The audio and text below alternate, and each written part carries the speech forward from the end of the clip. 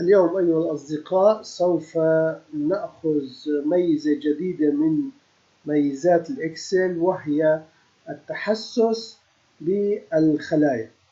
لنفترض لدينا 4 مندوبين ونحن لدينا 10 مناطق. هؤلاء المندوبين سوف يوزعون على المناطق عشوائيا أو تسلسليا. إذا أردت أن أعطي للمندوب الأول 4 مناطق، نلاحظ التغيير الذي سوف يحدث. نلاحظ أخذ مباشرة 4 مناطق، والمندوب الثاني منطقة، والمندوب الثاني 4 مناطق أيضا، والمندوب الثالث منطقة، والمندوب الرابع 3 مناطق. ولكن لا يوجد 3 مناطق مبرمجة، لذلك الأول أفضل.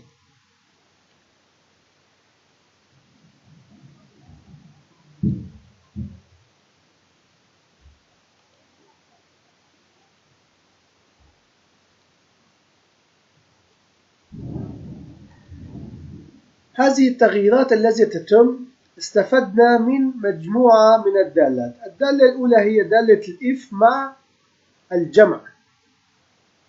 الجمع التراكم. نحن عندما نستخدم هذه الدالة لوحدها تجمع، لكن عندما لا يكون لها أرقام في هذه الخانة تعطي خطأ. لذلك وضعنا الإف قبلها وقلنا إذا كانت البي 5 كانت تساوي فراغ، أعطيني فراغ. لنفترض نحن هنا تم عملية الحذف، فإذا أخذت الفراغ. الآن ماذا نستفيد من هذه الأرقام؟ نستفيد من هذه الأرقام أن المندوب الأول سوف يأخذ مجالين من هذا الجدول، والمندوب الثاني سوف يأخذ مجالين، لكن هو يبدأ من بعد المندوب الأول. فإذا في هذه الحالة استخدمنا 4 أسطر، والمندوب الثالث سوف يستخدم 3، لكن استخدم 7 أسطر لينهي. هنا استخدم حتى يصل إلى السطر 10. يوجد علاقة تقول الماتش، دالة الماتش موجودة في هذه الخلايا. دالة الماتش تقول إذا كانت true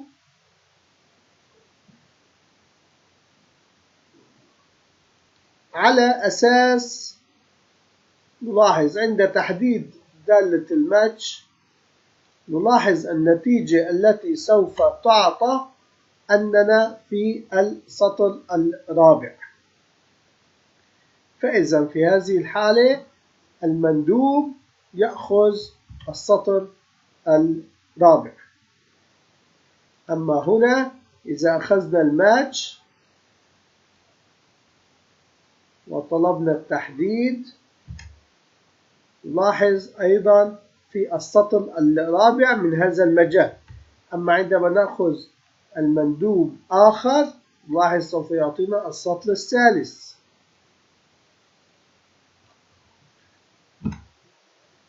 أما عندما سوف نأخذ المندوب الأول سوف يعطينا السطر الأول. ماذا نستفيد من هذه الأرقام؟ وكيف سوف نربطها مع هذا الدالة الأولى؟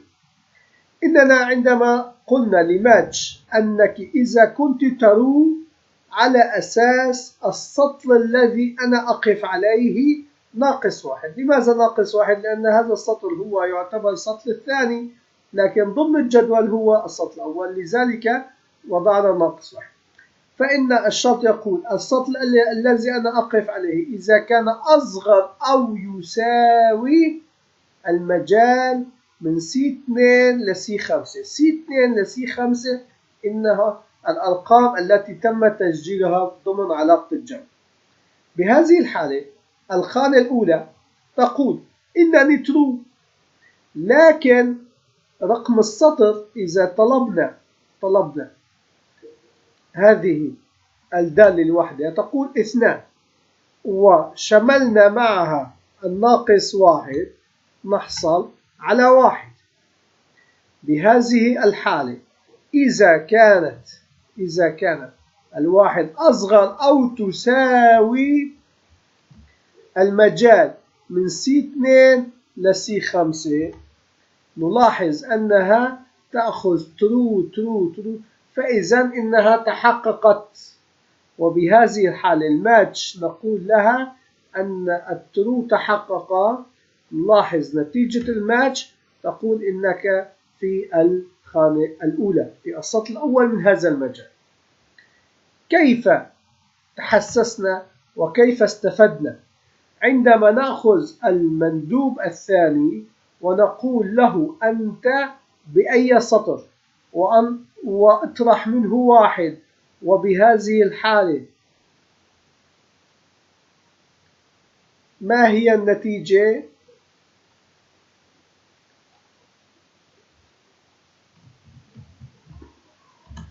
نلاحظ عطى false true بما معناه أنها ليست true في كل الاحتمالات، يوجد false. وعندما نشمل الماتش بالF9 نلاحظ أنه أخذ اللقب 2 فإذا إنه يأخذ اللقب الثاني، أي أنني سوف أعطي الاسم الثاني من هذا الجدول. أما السطر هنا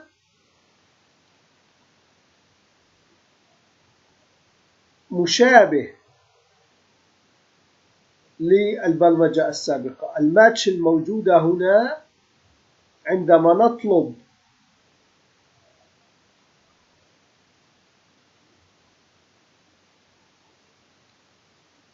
رقمها نحصل على الرقم الثاني. أما الإندكس فهي تقول ما هو موجود في الجدول الثاني اعتبارا من A2 ل A5 يعطيني من A2 ل A5 السطر الثاني هو الاسم جون. فإذا الإندكس موضوع محلول، لكن البرمجة الأساسية موجودة بالماتش. الماتش تقول إذا كانت true أعطيني رقم السطر الذي هو أصغر أو يساوي. نحن نريد الأصغر أو يساوي، فإذا أصغر أو يساوي العلاقة المكتوبة هنا. إذا أعطينا رقم 1 وأعطينا رقم 1 وأعطينا رقم 1 وأعطينا رقم 1 نلاحظ أنها أخذت فقط احتمال الأول، لأننا فقط لدينا هنا عندما يتحقق أصغر أو يساوي، فإذا أصغر هنا كما أيضا جون أصغر أو يساوي السطر الثاني. أما عندما نضع لجورج رقم 2 فإذا إنها هنا تكون أصغر أو تساوي وهنا تكون أصغر أو تساوي. لماذا؟ لأن سطر جورج هو موجود ب3 3 ناقص 1 2 هل هو أصغر أو يساوي هذا المجال؟ نعم، لأنه لا يستطيع أن يتوافق مع الأربعة، إنه ليس 4 إنه 2. بهذه الحالة جورج أخذ المجالين، لأن هنا مكتوب 2 وهنا مكتوب 3. عندما نكون 3 فإذا إنه سوف يتحسس بعد 1 وبعد 2. عندما نسجل 1 وهنا نحصل على 1 بما معناه أن جورج أخذ احتمال 1.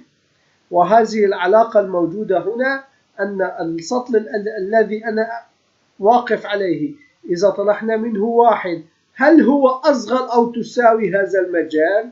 إذا كان أصغر أو تساوي هذا المجال نعطيه الترو 1 أو 2 ونلاحظ الفولس أين موجود.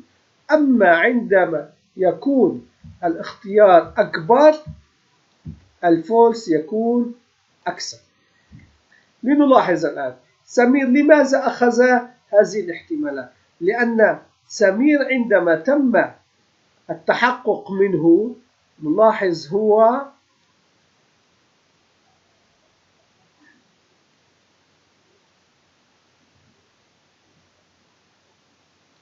كم مرة أخذ. false false false true بما معناه إنها واقفة في السطر الأخير، لأن هذا التحقق سمير هنا يقف في السطر الثامن. السطر الثامن نطلع منه 1 نحصل على 7، وهذا 7 هل هو أصغر أو يساوي هذا المجال؟ نعم، لأنه هو موجود ليس أصغر أو يساوي 6، أصغر أو يساوي 10، لأن أصغر أو يساوي 6 متوافق مع جار. بهذه الحالة نكون قد ربطنا المجموع التراكمي مع توزيع المندوبين على المناطق.